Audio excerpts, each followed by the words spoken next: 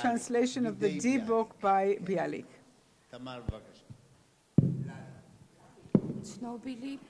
The famous, I welcome you in the first place, the famous Russian Jewish playwright and novelist Ansky's Dybbuk, or Between Two Worlds, is an internationally recognized four-action play which was filmed and successfully produced in drama and opera theaters. It was translated into many languages. Though the term Dybbuk only came into use during the 17th century, it was already common in Second Temple period. The term is used in Talmud literature and Midrash. In the 13th century Jewish mystical Kabbalistic literature, one can find a story about how an evil spirit can enter the body of a man and is giving a teaching about its exorcism.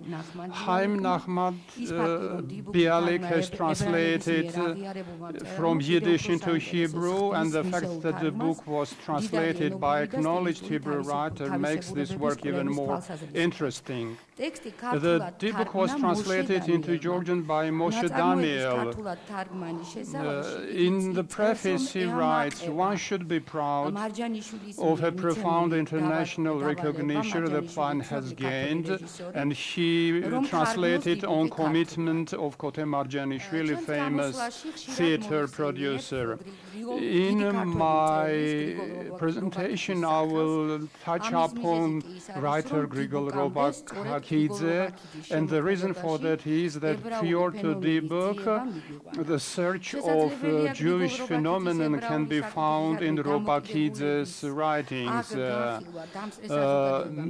Maybe a certain part of the audience will consider that discussing Robakidze here during this presentation is a bit different topic, but actually it's very important because this prominent Georgian writer who had carried out a big part of his life activities under the Nazis, who were of course full of anti-Semitism, he still maintained love for Jewish people. Grigol Robakidze in 1954 in his article, short biography Lamara, gave information about the issues associated with translation of Dybbuk. He mentions in this article that Kote Marjanishvili has personally asked him to prepare Lamara, this famous play that was written by Robakidze, and Moshe Daniel was the one who later on translated Lamara into Hebrew. And so Grigol Robakidze's pastoral poem was translated in Jewish Hebrew language. So Kote Marjanishvili, the famous producer, on his commitment, Grigol Robakidze wrote Lamara that was translated by Moshe Daniel in Hebrew, and Kote Marjanishvili's commitment was translating Dybbuk, and Grigol Robakidze, of course, liked this translation too much. Grigol Robakidze in 1924 attended the performance of the Habima Theater, and this was the play Dybbuk. You know, of course, that Habima is a Jewish national theater founded in Moscow, and the play Dybbuk had great success in this theater. It was presented 1,000 times in a course of 45 years and gained big appraisal. Despite certain skeptics who didn't like the play due to spirits and ghosts discussed in it, Vachtangov did his best to shape the team of actors and create extremely expressive play. In 1951 was published review by Robakidze, Habima in theater in 1925, excuse me, Habima, Dybbuk in Moscow. And the fact is that Robakidze shows big impression from this play, and he finished with, I have never seen anything like this. What is this? What can it be called? Is this a theater, cult, or something else? Yes, it's a theater, but at the same time it's something more than a theater. Action is unfamiliar to us, something different, very old, almost prehistoric. Despite this, it generates extreme excitement. Belief in large gathering of people should exist. Theater should do its best. Theater would not have existed if not these emotions. I would like to draw your attention today to the end of April 1924, when Robakidze attended the play, and August of the same year when Lamara was written by Robakidze. I should also mention words of the translator Moshe Daniel. He, under impression from Dybbuk and Snake Eater, wrote Lamara and gained the great name and honor. As I have already mentioned earlier, Robakidze discussed the prerequisites for writing Lamara in his essay. He writes that 3 issues have stimulated his work on Lamara: the mystical snake eater by Wajab Shavela, individuality of Marjanishvili, and defeat of rebellion in Georgia against Bolsheviks in 1924. In the citing there is such information that elapsed attention of scholars earlier. As it is well known, the play Lamara was first produced on January 29, 1926, and Robakidze wrote, "The theater is the winner. The victory probably was expressed through the fact that through Lamara he had created absolutely new pure Georgian style." This command survives only in one edition. In difference from writing other literary works, Lamara's creation was preluded not by a long creative process, but by extremely strong emotional push like volcanic eruption. And I consider that this emotional background was created by impression left by Dybbuk on Grigol Robakidze. Grigol Robakidze wrote the essay 2 years later after seeing the play, but he wants us to know his strong feelings which have not yet faded away. A question arises, has Dybbuk created only emotional background, or can we trace certain literary similarities with it? The fact is that Robakidze had strongly positive attitude towards the Jewish phenomenon, and here now I want to cite the snake skin, in which he uses certain passages from Hebrew literature. He describes Hebrew territory. He mentions individuals who live where remote mask, and he also mentions Hebrews as ancient race. He writes that their sight comes from remote centuries, and as if they ask with their eyes, I know a secret and you don't. God save you from the fate I have, as if the Jews say. And in another fragment of the same novel, there is a phrase in which Robakidze decided to find the roots of his ancestors, and these roots arrived to this ancient nation. Actually, this great Georgian writer has been living in Nazi Germany, and unfortunately certain individuals blamed him that he collaborated with Nazis, but actually taking into consideration these phrases in which he shows big love to Jewish people and to their traditions, you will believe that he had never to do nothing with the Nazi ideology. His attitude to Jewish people and phenomena phenomenon is very, very warm. And while in Switzerland, Grigol Robakidze has written a book, Israel, Mystery and Fate. Unfortunately, the books written by him in this period, we have not found, probably they are found in the archive, that is lost to us. And it might be quite strange, it might seem strange. Why should I compare works like Dybbuk and, for instance, Lamara of Grigol Robakidze, but taken into consideration the issues already mentioned above, opinions of Grigol Robakidze, I think it is of special interest for you, and it was published in journal Cadmus, 3rd volume. Now, what concerns the Dybbuk itself, and I underline that to discussion of Dybbuk, I arrived after study of Grigol Robakidze's works.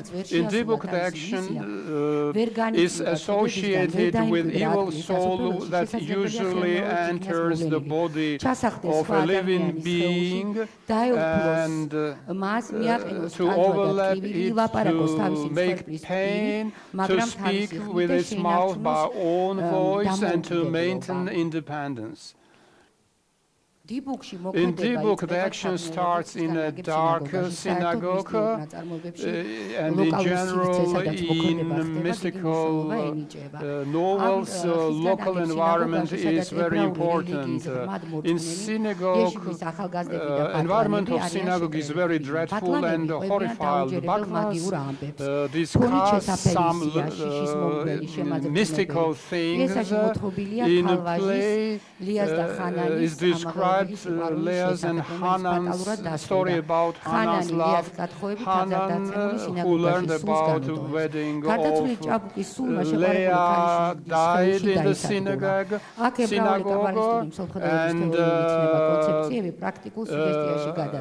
this evil spirit entered the Leah's force, and Azek, the rabbi, exercises the Dybbuk from Leah's body. The book fully acknowledges the supreme nature of Sefer Torah's religious traditions and laws, and simultaneously reveals the existence of mystical attitudes and actions within the human realm. Jewish cosmological mystical beliefs are shown formed in the course of centuries within Jewish mystical Kabbalistic mentality. It is shown also Hanan, each phrase of Hanan is apologetia of Kabbalah. Kabbalah, in his idea, takes people to high clouds, and Yashif's second young man opposes Hanan, and he says that in Kabbalah there are certain dangers, and now she cites a place from certain Kabbalah phrase. Kabbalah isn't good, its high elevation is very big, but you can fall down from this high pass. In the end of the play, you see the phrases. The underground is the site to be elevated afterwards in heaven. So the soul is moving to and fro. It's trying to find the way out, but it's difficult for the soul to find this way out. Well, she died in the mystery of Kabbalah. Dybbuk is quite a mystical novel, and there is found big mystery of Jewel thought. So the blessed are all who are from Israel's land, and the most holy site is Jerusalem, and the most holy of holies in Jerusalem is the Holy Temple, and it continues like this, and the most holy is the Shabbat and the Most Holy is the Hebrew language, the Most Holy is Torah, and so on, and the Most Holy are 10 Commandments. If they look through enumeration of these issues, it is easy to understand what kind of coloritic feelings are shown in Dybbuk. Such religious background of this Dybbuk is natural because it was created on Jewish bosom and it corresponds to Jewish ideals.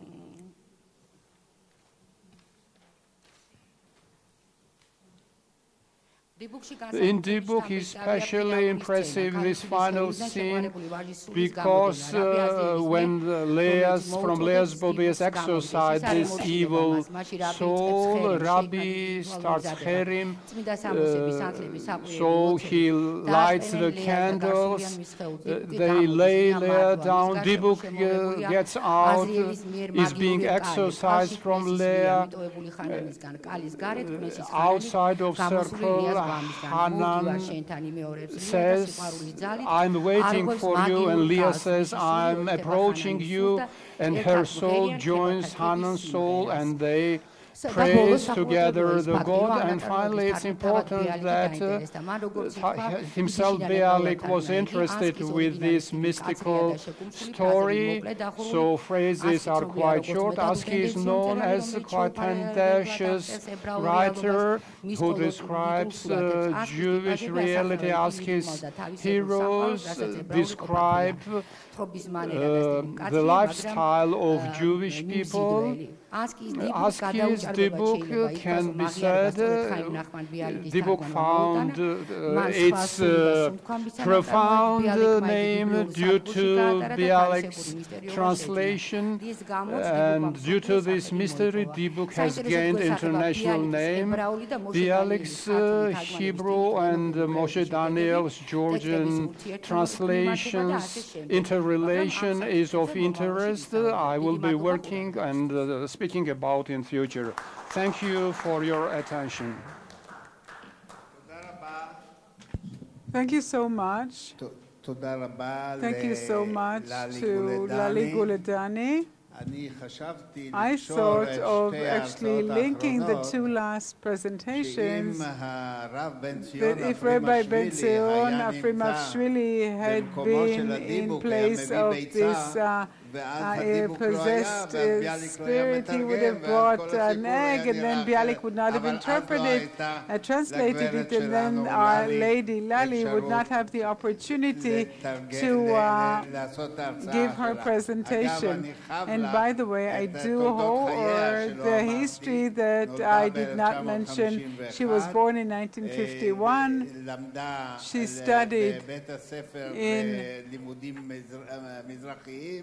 the School of Semite and Middle Eastern Studies and Semite languages. After earning her degree, she worked in Tbilisi, the Institution for Eastern Studies in Tbilisi, and she taught at the university, the National University of Tbilisi. Thank you so much, Lali Guledani.